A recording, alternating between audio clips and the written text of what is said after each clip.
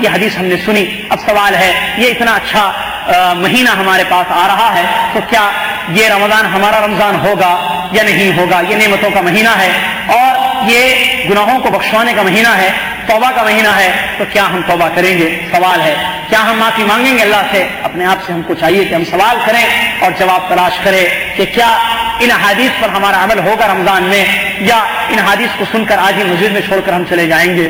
کیا یہ رمضان ہمارا رمضان ہوگا یا نہیں ہوگا؟ برادران اسلام، اتنی فضیلتیں، اتنی پیاری پیاری صفات ہیں اس مہینے کے کہ اللہ کے نبی علیہ الصلوۃ والسلام کی متعدد حدیثیں یہاں پر مسلسل بتائی جا رہی ہیں اور آگے بھی خطبوں میں انشاءاللہ بتائی جائیں گی.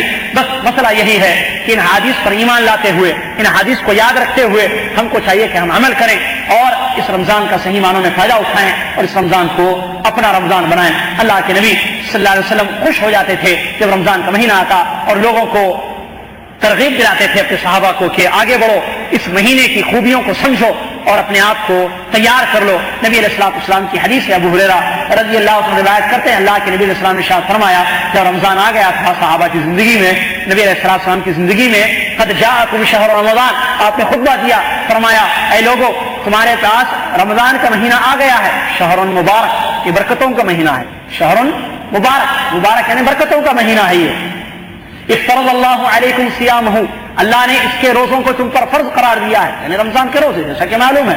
یفتح فیہ ابواب الجنہ، جنت کے سارے دروازے اس مہینے میں کھول دیے جاتے ہیں. ویغلق فیہ ابواب الجحیم، جہنم کے سارے دروازوں کو اس مہینے میں بند کر دیا جاتا ہے. وتغل فیہ الشیاطین، اور شیطانوں کو اس مہینے میں قید کر دیا جاتا ہے. فیہ لیلۃ خیر من الف شہر، نبی علیہ الصلوۃ والسلام ترغیب دلاتے ہوئے اپنے صحابہ کو بیان کرتے ہیں اس مہینے میں ایک رات ایسی ہے جو ہزار مہینوں سے زیادہ بہتر ہے. من حرم خیرہا فقد حرم، جو اس کے خیر سے محروم ہو گیا تو وہ سب سے بڑا محروم ہے. جو اس 1000 مہینوں سے بہتر والی رات کے خیر سے، اس رات کو پانے اور اس میں عبادت کرنے سے اپنے آپ کو دور کر دیا اور وہ کسی اور کام میں پڑ گیا، تو اسی صورت میں سب سے بڑا بدنصیب انسان ہے، سب سے بڑا محروم انسان ہے. یہ ترمذی، یہ نسائی اور مسند احمد کی صحیح حدیث ہے جس کو علامہ البانی رحمۃ اللہ علیہ نے صحیح قرار دیا ہے. برادران اسلام اس حدیث پر غور کریں. نبی علیہ الصلوۃ والسلام نے اس حدیث میں ایک وہ بات بیان کی جو ہم جانتے ہیں اور سن چکے ہیں اور انا انزلناہ فی لیلۃ القدر میں پڑھتے رہتے ہیں کہ 1000 مہینوں سے بہتر ایک رات اس مہینے میں آنے والی ہے. جو اس رات کے خیر سے اپنے آپ کو محروم کر دے، دور کر دے، تو یقیناً سب سے بڑا وہ بدنصیب آدمی ہوگا. برادران اسلام، یہ رمضان آ رہا ہے، دن گزرتے جا رہے ہیں. شعبان ہم کہہ رہے تھے، بلکہ رجب میں تھے، رجب ختم ہوا، شعبان آ گیا.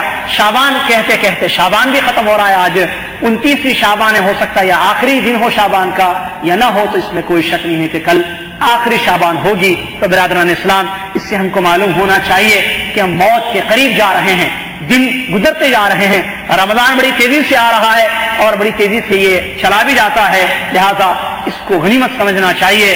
اور جب ہم کو معلوم ہے کہ اس طریقے سے ہم زندگی سے دور موت کے قریب ہوتے جا رہے ہیں، تو کیوں نہ ہو کہ ہم اللہ کے قریب ہوں، دین کے قریب ہوں اور موت کے بعد کی زندگی کے لیے کچھ کر لیں.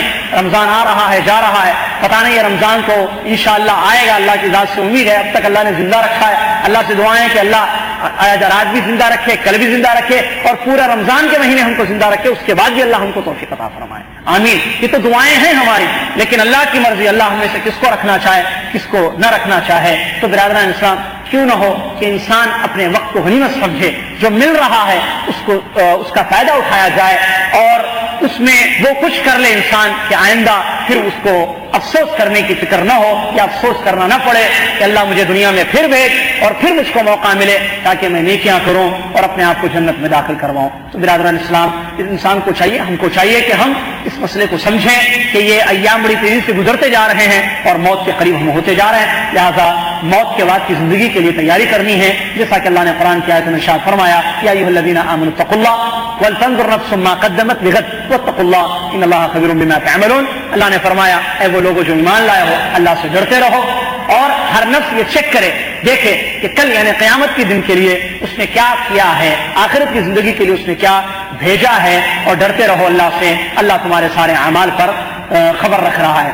تو برادران اسلام، یہ رمضان کا مہینہ اس بات کی بھی ہم کو دعوت دیتا ہے کہ ہم کو موت کے بعد کی زندگی کے لیے تیاری کرنی ہے اور اس کے بعد کی زندگی کے لیے کیا ہم کو کرنا ہے اس کی فکر آج ہی ہم کر لیں۔ برادران اسلام، اس کے بعد بڑی اچھی بات خطبے میں بتائی گئی ہے، وہ یہ ہے کہ جب رمضان آتا ہے تو لوگوں کی کچھ قسمیں ہو جاتی ہیں۔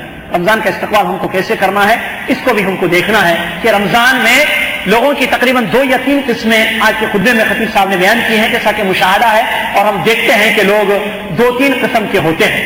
ایک قسم ان لوگوں کی جو اس مہینے کو پا کر، اس مہینے کو دیکھ کر بہت خوش ہو جاتے ہیں، اور ان کو بڑی خوشی ہوتی ہے کہ رمضان آ رہا ہے۔ کیوں؟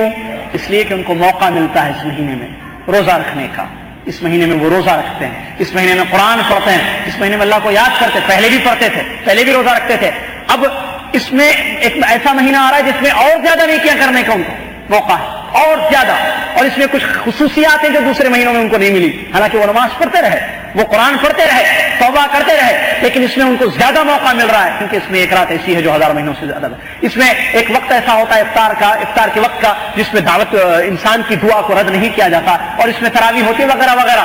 تو وہ لوگ انتظار میں ہوتے ہیں، اور جیسے رمضان آ جاتا ہے بہت زیادہ خوش ہوتے ہیں، کیونکہ اللہ کی رحمتوں کا، برکتوں کا، فضیلتوں والا بڑا بہترین مہمان ان کے پاس آ رہا ہے۔ اور بالکل اس آیت میں جیسا کہ خبر دی گئی ہے اسی قسم کے لوگوں کے بارے میں اللہ نے فرمایا، یا ایھا الناس قد جاءتکم موعظۃ من ربکم وشفاء لما فی الصدور وہدی ورحمۃ للمؤمنین۔ اے لوگو، تمہارے پاس تمہارے رب کی طرف سے نصیحت کی بات آئی ہے، یعنی قرآن مجید، اور یہ ایک ایسی بات ہے جس کے یعنی قرآن ایک ایسا کلام ہے جس کے ذریعے سینوں کی شفا ہوتی ہے، اور یہ ہدایت کا راستہ ہے، اور یہ مومنوں کے لیے رحمت والی چیز ہے۔ قل بفضل اللہ وبرحمتہ فبذلک فلیفرحوا هو خیر مما یجمعون۔ کہہ دیجئے اے محمد صلی اللہ علیہ وسلم ان نیک لوگوں کو جو خوش ہوتے ہیں اللہ کی رحمت کو دیکھ کر، اور اللہ رب العالمین کے کلام کو پڑھ کر اور رمضان کو پا کر، تو ان لوگوں سے کہہ دیجئے بفضل اللہ وبرحمتہ فبذلک فلیفرحوا، کہ اللہ کی فضل اور اس کی رحمت کو پا کر یہ لوگ خوش ہوں۔ ان سے کہیے کہ یہ خوش ہو جائیں، کیونکہ اللہ کی مہربانی ان پر ہو رہی ہے اور اللہ کی رحمت ان پر ہو رہی ہے، اور یہ چیز یعنی اللہ کی رحمت اور اللہ کا فضل یہ اس سے بہتر ہے جو یہ لوگ جمع کرتے ہیں۔ تو یہ بات سورہ یونس کی آیت میں اللہ رب العالمین نے بیان فرمائی ہے۔ تو یہ پہلے قسم کے لوگوں کے بارے میں ہے جو رمضان کو پا کر بہت خوش ہو جاتے ہیں، ان کو اچھا موقع مل رہا ہے جنت میں اپنے آپ کو داخل کروانے کا اور جہنم سے اپنے آپ کو دور رکھنے کا۔ برادران اسلام، حضرت عبداللہ بن عباس رضی اللہ عنہ کی حدیث ہے، نبی علیہ السلام کے بارے میں بیان فرماتے ہیں، متفق علیہ روایت ہے کہ نبی علیہ السلام لوگوں میں سب سے زیادہ سخی تھے، نیکی کرنے کے معاملے میں ہو یا صدقہ خیرات کرنے کے معاملے ہو، سب سے زیادہ آگے بڑھنے والے ہمارے نبی محمد مصطفیٰ صلی اللہ علیہ وسلم تھے، اور سب سے زیادہ آپ کو سخی اور سب سے زیادہ آگے بڑھتے ہوئے آپ کو دیکھا گیا رمضان کے مہینے میں، جب ہر رات حضرت جبرائیل علیہ السلام آپ سے ملاقات کرنے کے لیے آتے تھے اور آپ کو قرآن کا درس دیتے تھے، اور نبی علیہ السلام تیز، اور تم جو ہوا چلتی ہے اس کی تیز رفتاری کیسی ہوتی ہے اس سے زیادہ تیزی سے آپ صدقہ خیرات کرتے تھے اور سخاوت کا کام کرتے تھے۔ یہ بخاری مسلم کی حدیث ہے، جس سے معلوم ہوا کہ نبی علیہ السلام ہماری نبی صلی اللہ علیہ وسلم سب سے پہلے وہ آدمی تھے کہ جو سب سے زیادہ خوش ہوتے تھے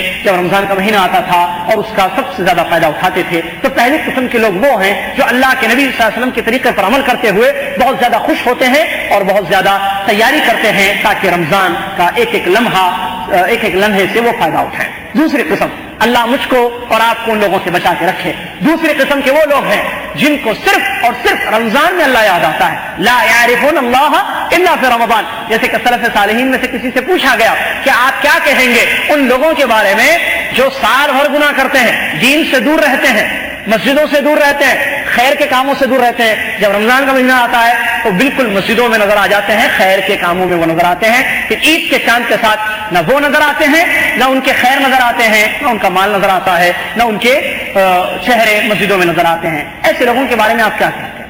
سلف صالحین نے جواب دیا، بئس القوم لا يعرفون اللہ الا فی رمضان۔ بڑے برے لوگ ہیں یہ لوگ جو اپنے رب کو صرف رمضان میں پہچانتے ہیں، اپنے رب کو صرف رمضان میں پہچانتے ہیں، رمضان کے مہینے میں ہی اللہ ان کو یاد آتا ہے۔ یہ دوسری قسم کے لوگ ہیں جو رمضان کے مہینے میں زبردست عبادت کرتے ہیں، اس سے پہلے اس کے بعد نہیں۔ تو یہ دوسری قسم کے لوگ ہیں، اللہ سے پناہ مانگنی ہے، ہم کو اللہ کی پناہ مانگنی ہے ایسے قسم کے لوگوں سے کہ ہم وقتی مسلمان نہ بنیں، وقتی عابد نہ بنے کہ صرف رمضان میں اللہ یاد آ رہا، مسجدیں نظر آ رہی ہیں اور اس سے پہلے بھی نہیں، شعبان میں اس کے بعد بھی نہیں، ایسے نہیں بننا ہے۔ تیسری قسم کے لوگ، اللہ اکبر، وہ تو اور بہت زیادہ